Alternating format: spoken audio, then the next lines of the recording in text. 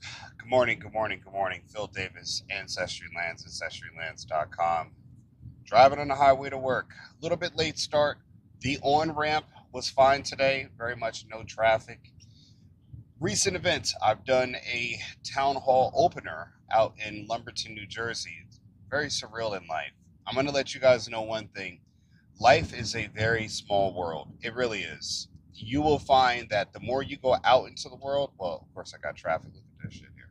And the more you go out into the world, the more you will find that the world is somewhat the same place, but you'll find that in a lot of ways, we're all connected. We're all connected. I think that's more evident now than any other time in the world. I went out to be a host for one of my friends, Justin Barbera. And I say friend, I don't use that word lightly. I don't have a lot of friends. I have really true friends. I have friends that when I call them friends, it is sincere in the most sincerest way possible. These are my 3 a.m. people, with respects to my schedule and anything else. But in most cases at 3 a.m., these are people that I would pick up the phone and or get out of bed for and go to help in a time of need. And these are times of need. I'm being called upon in times of need, not emergent need, but in need of something. And last night I went out to Lumberton, New Jersey, South Jersey to be exact, about an hour and a half drive. And the place I'm going to, unfamiliar at the time, and that's only because I have not been in that area for about well over 25 years. And I haven't gone back to that area. And it's safe to about to be about 20, 21, 22 years. And there was a town hall at a bar called Dad's, like, DAD, but with the Z instead of an S. Dad's Bar. And Justin had his town hall speech there where he's running for the 3rd congressional district in Congress. Yeah, Congress for South Jersey. And that is in that area. And it's very interesting that his campaign, he's running as an independent, and he's running against 2 doctors from the Republican and Democratic side. And one thing I've learned about town halls and what you see on TV is very much different. One of the differences, and I've had to tell people that, is in the town halls you see on TV. When you're watching a town hall on TV, what you do not see is the teleprompters. They have these stands with this glass. That's not bulletproof glass. That is an actual teleprompter, in which a lot of times the presidents, all of them, public speakers, anytime they're doing public speakers, they are they have this you can't see it. It just looks like a piece of glass on a stand, and that's a teleprompter for them to read through. The reason why it's glass is because they don't want to obstruct the view of the people that are watching them from that angle. And furthermore, it's a one-way glass, meaning that they can read the words being spoken on the or read on put on the teleprompter, but you cannot see the words. They can only see it from their side. And it allows them to speak instead of needing to always constantly remember what they need to say in their speech. So it's very hard when you translate that down to a very local level. This is a local level town hall, which means that it's going to look like, not like the CNN, not like the expectations, especially on a Tuesday night at 6:30, 7:30.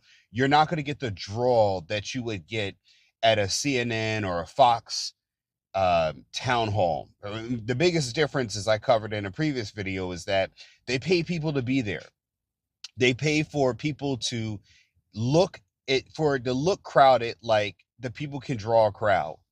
Now, it's different from political rallies, political campaign rallies, but at the local level, I'm pretty sure that you might not even have a person do a actual town hall. Justin was kind enough to allow me to host it and open up for him. Although I want to say I deferred being the number one choice only as a backup in case the people he was looking for that are local to that level didn't show up. but he wanted me to be there to host it, to open up. That was the original plan. But, he had other people that were supposed to come, didn't show up for whatever reason, and that's the issue. I live the furthest away and I'm there. And but that's the kind of person I am, man. When I tell you I'm going to be there, I typically am going to be there. Although, I do give sometimes I won't be there if there's something going on with the kids or they're sick. Family comes first, which he understands.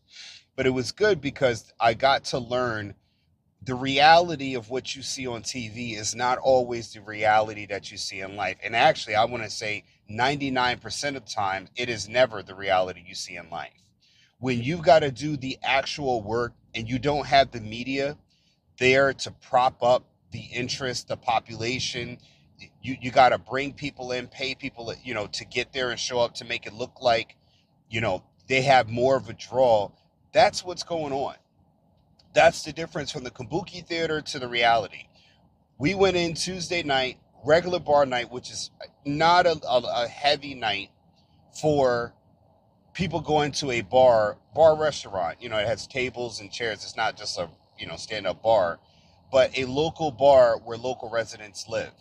It's not a countrywide where everybody is going to come. As a person who lives in Pennsylvania, there is no interest for me to go other than support my friend and be a speaker there. But as far as the issues that they're voting for him, there is nothing I can do for his campaign being a Pennsylvania resident. So at the national level, where you're running for president, senator, stuff like that, you can go across the state and get more, a bigger crowd. So it's different. But the one thing that separates many of what you see on TV, the televised town halls, from this one is that the 10 people that are there, and they didn't know this was happening, and there are people who are interacting with the authenticity of a real person talking to another real person about real issues. There's no break to commercial. There's no cutaway scenes to the reporters or the anchors are trying to give you other side news to make it more interesting, because they're probably more boring than they're led to believe. But that's what the media's job is to do, is to give you bits and pieces, so that way whenever you get to a dull part, whenever you get to a part that isn't always, they might get an offhanded question or offhanded comment, somebody might do something, they can always cut to the anchor. That's what the TV is, a TV show within a TV show. And they also don't film in real time. Now, our town hall was recorded. I recorded it. I also opened up for Justin, which means I had to do the opening speech. And my speech, I wrote myself. I had it edited a little bit to kind of refine it and refresh it. And, my take on with Justin is that when you're used to hearing polished politicians, when you hear a real person interact with real issues, it doesn't come out as clean, but it's authentic. And when I make these videos, I'm not doing them from a prepared standpoint. When I say preparation, is that I have an idea what I'm going to talk about, but a lot of the words that I'm telling you come right from my head because I'm literally having a conversation with you. Justin told me, he said, "Hey man, when I watch your videos," this is a person who's running for Congress watching my videos. He says he feels like he's talking to him. I'm talking to him. And a lot of times I'm talking to each and every one of us that goes through the same things I go through. This is what I think about. This is what the people next to me, the person in that car in front of me, people are having conversations in their mind, thinking about things as they go to work. And we're struggling in different ways. The person in that car in this right lane right here, they might be thinking about bills. Another person might be thinking about their children's health. Another person in front might be thinking about they're having a divorce or going through a divorce, or they're recently divorced, or their kids are on, some kind of drug or something else like that they're having a hard time, or they have a broken relationship with some or many people in their family. People are going to work with different things in their mind, and I'm doing the same thing. The only difference is I'm having a conversation with my viewers. It doesn't matter where you live on the earth. It doesn't matter where you live on this planet. We all go to work, or we all put our shoes on one foot at a time, right? One shoe at a time. And I say that because when I go there and I got an opportunity to speak with him, I don't have a teleprompter, so I got to use my notes. I got to use, a piece of paper that I refer to, and it doesn't look as pretty as it does when you got a teleprompter, you got spotlights, you got to make do with what you have, but that's the origins of how this country started.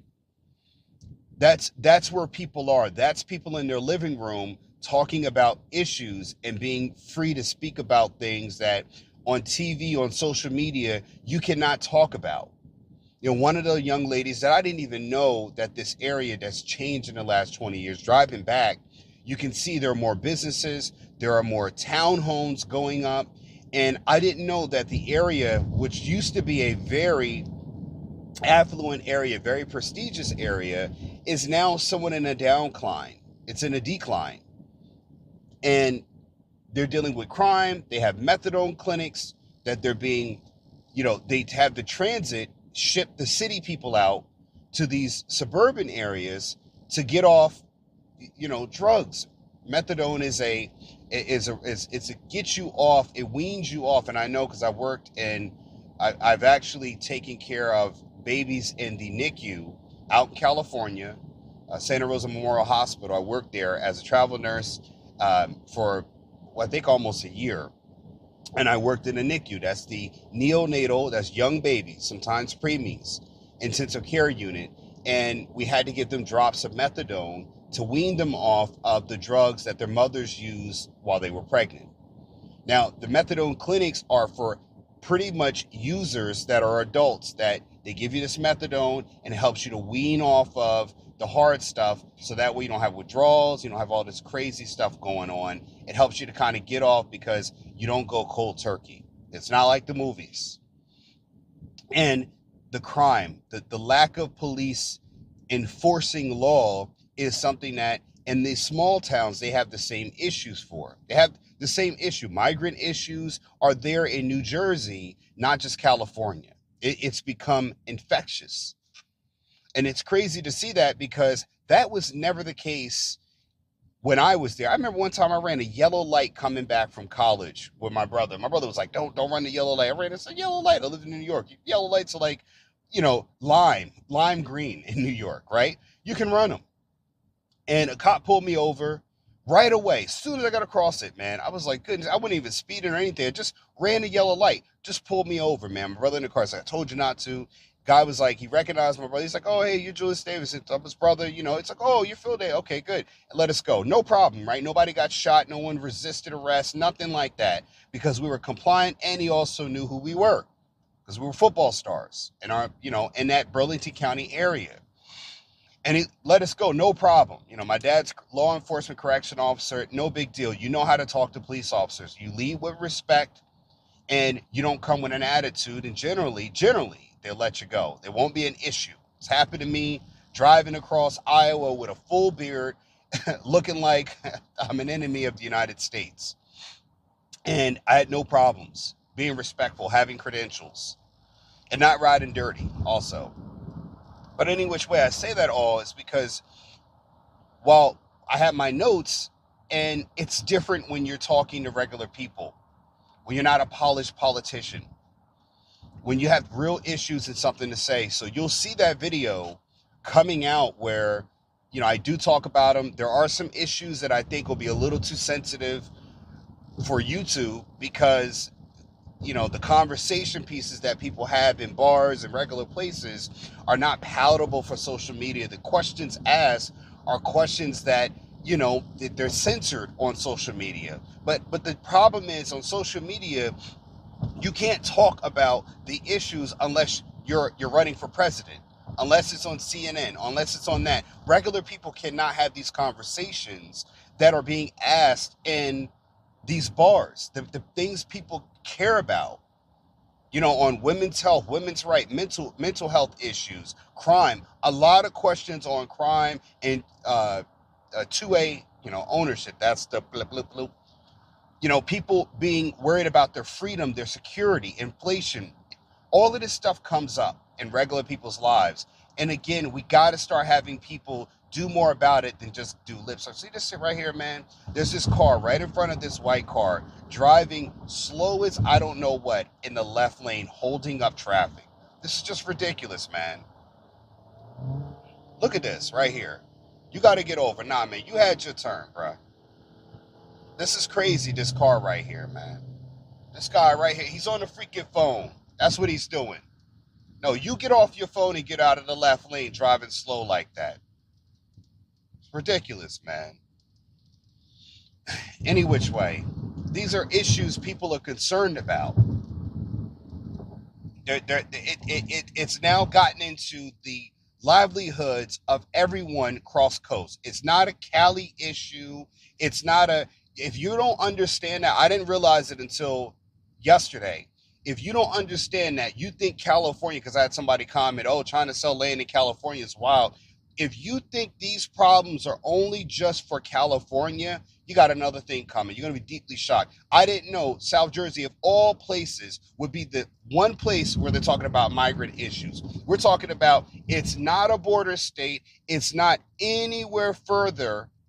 It's on the other side where the border is water. There's no, southern border. No one's coming from the southern border of South Jersey because there's an ocean there. That's the issue. And what you have are people being concerned about what's coming from all the way on the other side of the United States from the southern border that's affecting their livelihoods now, jobs. These issues, they're now connected. There's no more, it's over in Cali.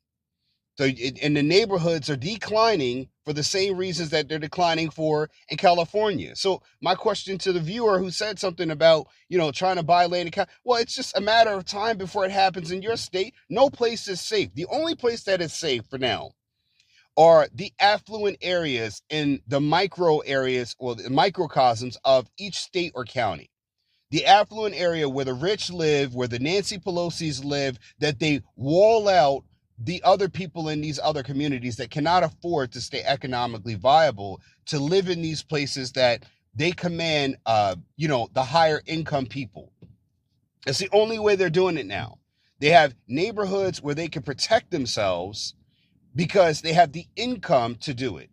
It's not done by, because it's not done because I'm, let me try to get over here. It's not done because I live over here or this state or whatever else. That's how it used to be when I grew up. Yeah, you had to live in a certain state or a certain county, and that was it. Now it's even smaller than that. And now they live in these areas where rich people can afford. That way they can block out even middle class people, and they can devalue neighborhoods because they can put the lower socioeconomic, they can get them out to these places now through public transportation. And they're going to do it more and more because now what you can do is drive down the property values in these other areas and create more value because you buy up the property. This is real estate game 101. You've seen this in shows like the Boondocks with Welkler, whatever the guy's name is, the gentleman there. He devalued the properties so he could buy it up for dirt cheap. This is what corporations are doing all over the place. They can rinse and repeat.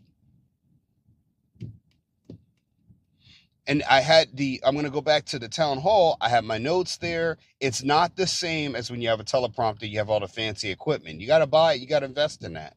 But at the local level, it's much different. It's much, much different. It's not the same when you have all the glamour and the glitz. And a lot of times you only see the teleprompter.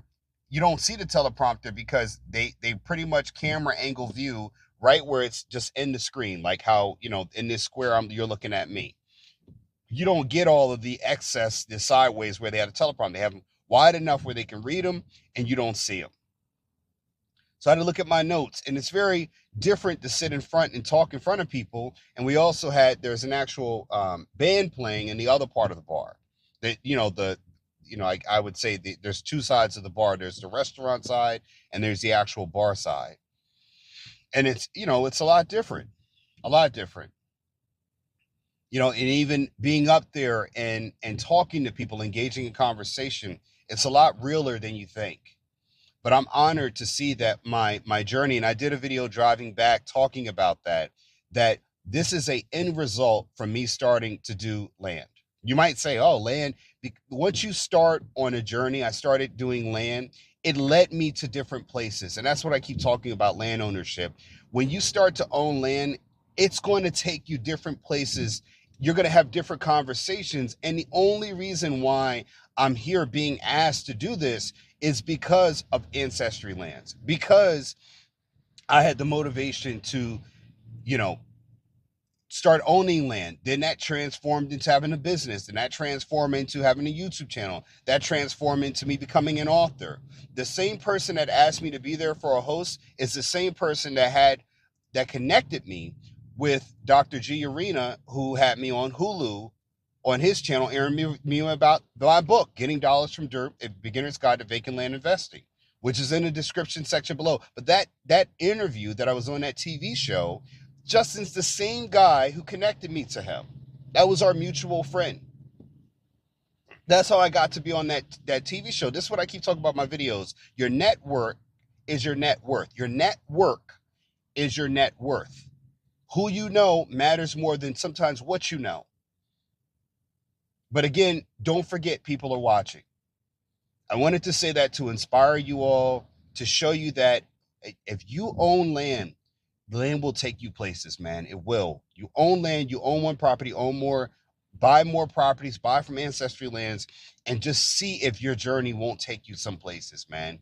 But you gotta seek it out, and you'll find out that land will do so much more for you than just being dirt. It's always been more valuable. They just never taught you to value it. Don't forget, folks, Phil Davis, Ancestry Lands. I hope you've been inspired by this video. I hope you were inspired by my journey. Know my videos are always to inspire you, to show you that, one, you have an opportunity to buy land. You can afford land no matter where you are in this world. Yes, if you're in another part of this world, you could still buy land from Ancestry Lands. We do sell land, and we have sold land internationally. We have. You can use these videos for inspiration, to get you motivated in life, to change your mindset. You can. And you can look at the things I'm doing in my life as that's a real authentic person, not somebody just giving you lip service, telling you how to do it, and I'm not living. I'm walking and talking. You see me driving. You see this dialysis nurse. I'm not wearing this because I like wearing nursing stuff. I am a nurse. Been a nurse for a long time. That's all I got to say. Thank you for watching. Thank you for getting me this far. I'm nothing without you all, my subscribers, my viewers. And thank you so much, man. I love you all right? Phil Davis, Ancestry Lands, AncestryLands.com. Take care, folks. Peace, and I'll see you in the next one. Have you ever wondered how some individuals amass wealth through vacant land investments? Here's your answer. We introduce the perfect solution: Getting Dollars from Dirt, a beginner's guide to vacant land investments, written by author Philip Davis Jr. and also owner of Ancestry Lands. Uncover tried-and-true strategies and expert advice to navigate vacant land investments, even as a novice. This book simplifies the process, offering practical steps toward financial independence. Learn to spot lucrative opportunities and boost your returns. Getting Dollars from Dirt equips you with the confidence and knowledge for wise investment decisions. Seize this incredible opportunity. Get your copy now and embark on your journey to wealth. Click the link below to order. Start building your fortune today.